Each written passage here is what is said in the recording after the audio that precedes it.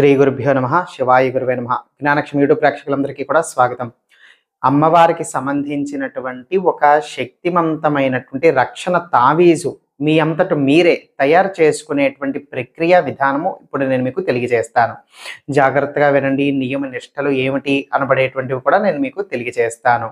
అయితే దీనివలన మనకి కలిగేటువంటి లాభాలు ఏమిటి అని అంటే, విపరీతమైనటువంటి నరదృష్టి, నరఘోష, చెడు దృష్టిలు ఇట్లాంటివన్నీ కూడా తొలగిపోవటమే కాకుండా, మీరు ఏదైనా ముఖ్యమైనటువంటి పని యందు మీరు కష్టపడుతున్నా, దానికోసం ప్రయత్నిస్తున్నా, ముఖ్యమైనటువంటి పని కోసం మీరు వెళుతూ తిరుగుతూ ఉన్నా, ఆ పనులు అతి త్వరగా చక్కగా మీరు ఊహించినటువంటి రీతిలో మీకు అదృష్టపు శాప్తో కలిసి వచ్చి ఆ యొక్క పనులు అనేటువంటివి మీకు చక్కగా జరిగి పూర్తయ్యేటువంటి అవకాశాలు ఉంటాయి. అదృష్టం వస్తుంది, ధనాకర్షణ ఏర్పడేటువంటి అవకాశాలు ఉంటాయి. అంతేకాకుండా చెడు దృష్టిలు కానీ, లేకపోతే శత్రు బాధలు, అంటే మన ముందు నవ్వుతారు కానీ వెనకాతల మనకి గోతులు తవ్వేటువంటి పరిస్థితులు ఉంటాయన్నమాట. అయితే వాళ్ళ వలన మనకి కలిగేటువంటి చెడు, వాళ్ళ వలన మనకి కలిగేటువంటి అవమానాలు ఇవేమి కూడా మనకి జరగకుండా ఉంటాయన్నమాట. వాళ్ళు ఎన్ని రకాలుగా ప్రయత్నాలు చేసినా ఆ విధంగా అమ్మవారి యొక్క రక్షణ ఏర్పడుతుంది. అయితే భక్తి, శ్రద్ధ, నమ్మకము అనేటువంటిది ముఖ్యంగా ఉంచి ఈ యొక్క ప్రక్రియ అనేటువంటిది చేసుకోవాలి. వాళ్ళకి పనిచేస్తుంది అనమాట. అమ్మవారి యందు ఖచ్చితంగా భక్తి, శ్రద్ధ, నమ్మకం అనేటువంటిది ఉన్న వాళ్ళు మాత్రమే ఈ యొక్క ప్రక్రియ చేసుకోండి. ఫలితాలు అనేటువంటివి మీరు పొందవచ్చు. ఏం చెయ్యాలి? ఏదైనా సరే ఒక మంగళవారం కానీ, లేదు అనంటే ఏదైనా సరే ఒక శుక్రవారం కానీ, ఈ 2 రోజుల్లో ఏ ఒక్క రోజైనా సరే మీరు ఎంచుకోవచ్చు. ఈ 2 రోజుల్లో ఉదయం పూట చక్కగా తలస్నానం చేసి మీ యొక్క పూజా మందిరంలోకి వెళ్ళాలి. తూర్పు ముఖంగా తిరిగి కూర్చోవాలి. అంటే మీరు తూర్పుని చూస్తూ ఉండాలి. ఆ విధంగా కూర్చోవాలి.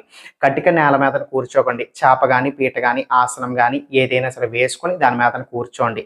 కూర్చున్న దాని తర్వాత చక్కగా ఆవు నేతితో దీపం వెలిగించండి. ఒక 2 అగరబత్తులు వెలిగించండి.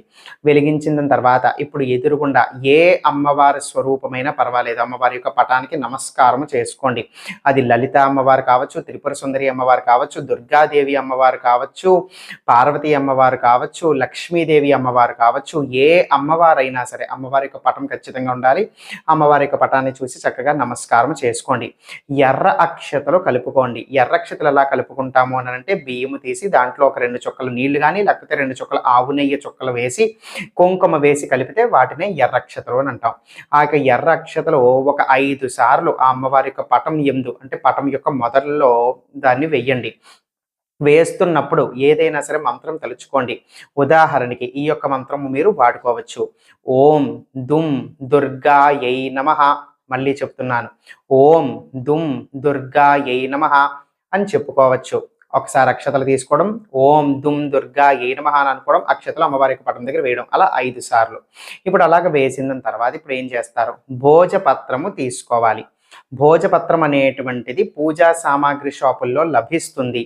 అయితే కొన్ని సాధారణమైన షాపుల్లో లభించకపోవచ్చు. అటువంటి సమయంలో మీరు ఏం చేస్తారు అని అంటే, ఆన్లైన్లో మీరు ఆర్డర్ ఇచ్చుకోవచ్చు. ఆన్లైన్లో అమెజాన్, ఫ్లిప్కార్ట్ వంటి వెబ్సైట్లు ఉన్నాయి కదా, అక్కడ మీరు భోజపత్రం అని కొడితే వస్తాయి. ఆర్డర్ ఇచ్చుకోవచ్చు. లేదు అంటే మన యొక్క వీడియో కూడా మనం ట్యాగ్ చేస్తాం. ఆ యొక్క ప్రోడక్ట్స్ మీరు చూసి ఆర్డర్ ఇచ్చుకోవచ్చు. భోజపత్రం అనేటువంటిది తెచ్చుకోవాలి. ఈ భోజపత్రం వచ్చిన తర్వాత ఇప్పుడు ఈ యొక్క భోజపత్రాన్ని ఒక చిన్న ప్లేట్లోనో, పాత్రలోకి, దేంట్లోకి తీసుకుని ఆ యొక్క భోజపత్రం చక్కగా పెట్టండి. కాస్త గంగా జలము కానీ, ఒకవేళ గంగాజలం లేనటువంటి వాళ్ళు ఒక్క చిటికెడు నీళ్ళల్లో చిటికెడు పసుపు వేసి, పసుపు నీళ్లు కానీ ఆ భోజపత్రం మీదన జల్లండి. జల్లి దాన్ని తుడిచి శుభ్రం చేసుకోండి ఆ యొక్క భోజపత్రాన్ని.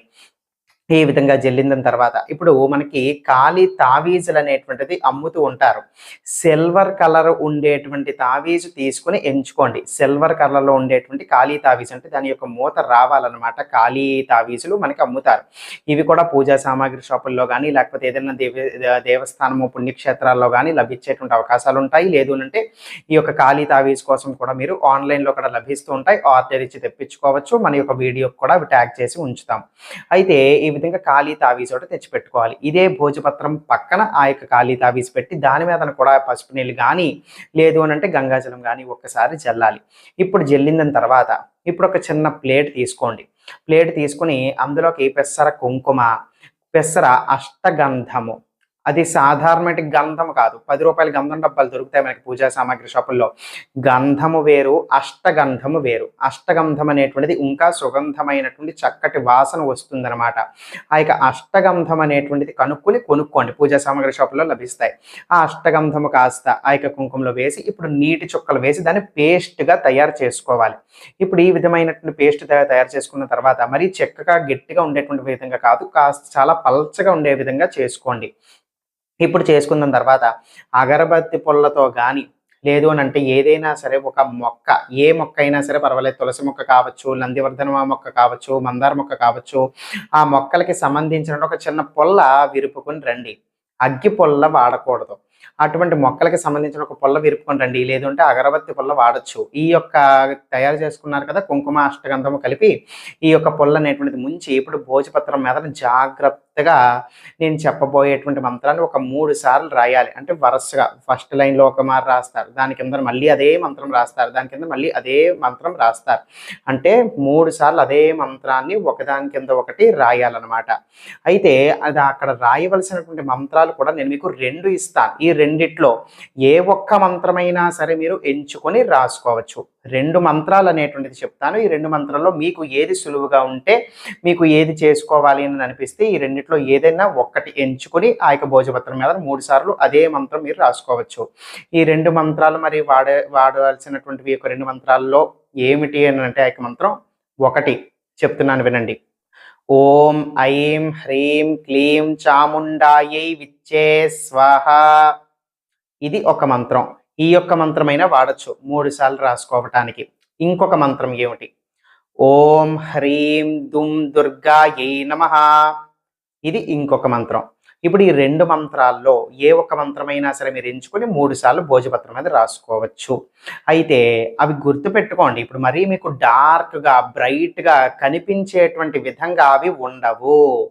కానీ దాని యొక్క చిహ్నం అనేటువంటిది పడుతుంది కదా భోజపత్రం మీదన, అది సరిపోతుంది. ఆ యొక్క మీరు రాసినటువంటిది ఆరిపోయిన దాని తర్వాత దాని యొక్క ప్రింట్, ఆ యొక్క చిహ్నం అనేటువంటిది పడుతుంది భోజపత్రం మీదన. కాబట్టి అది సరిపోతుంది చాలు. అంతే తప్ప డార్క్‌గా, బ్రైట్‌గా కనిపించాలి అని చెప్పి మీరు ఆశపడొద్దు. అప్పుడు భోజపత్రం చిరిగిపోతుందనమాట. కాబట్టి జాగ్రత్తగా ఉండండి. ఆ యొక్క చిహ్నం అనేటువంటిది పడితే చాలు. ఈ విధంగా ఆరిపోనివ్వండి మంత్రం రాసిన తర్వాత. ఈ విధంగా అయిపోయిన తర్వాత ఇప్పుడు మీరు ఏం చేస్తారనంటే, చక్కగా ఇప్పుడు ఈ యొక్క భోజపత్రాన్ని చుట్ట పెట్టేయాలి. మడత పెట్టాలి. మడత పెట్టి చిన్నదానిగా మీరు పూర్తిగా దాన్ని ఫోల్డ్ చేసేయొచ్చు. చిరిగిపోకుండా జాగ్రత్తగా చిన్నదానిగా మీరు ఫోల్డ్ చేసి దాన్ని మడత పెట్టేసి ఇప్పుడు ఈ యొక్క ఖాళీ తావీజ్ ఉంది కదా, ఆ యొక్క తావీజ్ తీసుకుని అందులోకి గొచ్చాలి. ఒకవేళ పూర్తిగా లోపలికి వెళ్ళకపోతే ఒక అగరబత్తి పుల్ల తీసుకుని దాన్ని గొచ్చి లోపలికంటూ ఇన్సర్ట్ చెయ్యండి. లోపలికంటూ దూర్చండి. ఆ యొక్క భోజపత్రం చిన్నదిగా మార్చుకుని దాంట్లోకి పెట్టుకోండి. పెట్టుకున్న దాని తర్వాత ఇప్పుడు మొట్టమొదట మనం అమ్మవారి దగ్గర పూజ చేసినటువంటి ఎర్ర అక్షతలు ఉన్నాయి కదా, ఒక 2, 3 గింజలు, కేవలం 2, 3 గింజలు మాత్రమే ఆ యొక్క అక్షతపు గింజలు 2, 3 తీసుకొని అందులో పెట్టేసేయండి. ఆ యొక్క తావీజులోనే ఈ యొక్క భోజపత్రం అనేది లోపల పెట్టిన తర్వాత ఈ యొక్క 2, 3 అక్షతపు గింజలు కూడా దాంట్లో పెట్టేసి ఇప్పుడు మూత దానికి చక్కగా వేసేసుకోండి ఆ యొక్క తావీజ్‌కి. వేసుకున్న దాని తర్వాత ఇప్పుడు ఈ యొక్క తావీజ్‌ని మీ యొక్క కుడి చేతిలో చక్కగా పట్టుకుని మీరు యంత్రం మీదన ఏ మంత్రమైతే రాశారో, ఉదాహరణకి ఓం ఐం హ్రీం క్లీం చాముండాయై విచ్చే స్వాహ అని రాసుంటే గనక ఆ మంత్రాన్ని ఒక 108 సార్లు జపం చేయాలి. ఓం హ్రీం దుం దుర్గాయై నమః అనబడేటువంటి మంత్రాన్ని రాసినట్లయితే గనక ఆ యొక్క మంత్రం ఒక 108 సార్లు జపం చేయాలి. ఈ విధంగా జపం చేసిన తర్వాత అప్పుడు ఆ యొక్క తావీజ్‌కి ఎర్రటి తాడు అనేటువంటిది ఎక్కించుకోండి. ఎర్రటి మొలతాడు ఏదన్నా సరే. ఈ ఎర్రటి తాడు ఎక్కించుకొని మీ యొక్క కుడి చేతికి గాని, లేదంటే మీ యొక్క మెడలో గాని మీరు కట్టుకోవచ్చు. ఆడవాళ్ళైనా సరే కుడి చేతికే కట్టుకోవాలి. కుడి చేతికి గాని, మీ యొక్క మెడలో గాని కట్టుకోవచ్చు. మళ్ళీ మీకు అనుమానాలు వస్తాయి. మొలతాడికి కట్టుకోవచ్చా ఇదని? కట్టుకోకూడదు. ఇంక వేరే ఏదైనా ఆప్షన్స్ ఉంటే నేనే చెప్తాను. చెప్పలేదంటే దీనికి మాత్రమే విధించబడి ఉంది. మెడలో గాని, కుడి చేతికి గాని మీరు కట్టుకోవాలి. అంతే. ఇక్కడతో ప్రక్రియ అనేటువంటిది సమాప్తం. నియమ నిష్టలు ఏమిటి అనంటే దీని కొరకు ప్రత్యేకమైనటువంటి నియమాలు ఏమీ కూడా చెప్పబడలేదు. సాధారణంగా మీరు నిత్య జీవితంలో ఏమేం పనులైతే చేస్తారో, ఏ విధంగానైతే ఉంటారో, ఏ విధంగా తిరుగుతారో అదే విధంగానే మీరు గడపవచ్చు. అయితే మీరు ఏదైనా ఒక రోజు మాంసాహారం తినటం గానీ, మీ యొక్క ఇంటిలో మీ యొక్క జీవిత భాగస్వామితో ఈ యొక్క సాంసారిక జీవితం అనుభవించటం కానీ ఇట్లాంటివి జరిగినటువంటి సమయాల్లో మీరు ఏం చేస్తారంటే, మరుసటి రోజు స్నానం పూర్తయిపోయిన తర్వాత పూజా మందిరంలోకి వెళ్ళి ఆ యొక్క అమ్మవారి దగ్గర దీపం వెలిగించి నమస్కారం చేసుకుని ఈ యొక్క మంత్రాన్ని కనీసం, అంటే మీరు రాసుకున్నటువంటి మంత్రాన్ని కనీసము ఒక 21 సార్లు కానీ 27 సార్లు కానీ, ఇంకా ఎక్కువ సమయం ఉంటే 54 సార్లు కానీ జపం చేయడానికి ప్రయత్నించండి. అప్పుడు దాని యొక్క శక్తి అనేటువంటిది కోల్పోకుండా, దాని యొక్క శక్తి అనేటువంటిది నిలబడేటువంటి అవకాశం ఉంటుందన్నమాట ఆ యొక్క తావీజికి.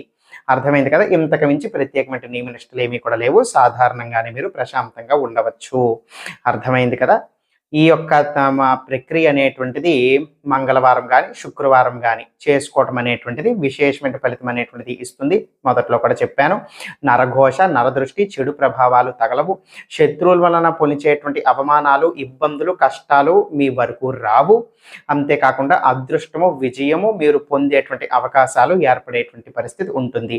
అమ్మవారి యందు భక్తి శ్రద్ధ నమ్మకముతో ఈ యొక్క పరిహారం అనేటువంటిది ఆచరించుకోవచ్చు. సర్వే జనా సుఖినో భవంతు. శుభార్పణమస్తు.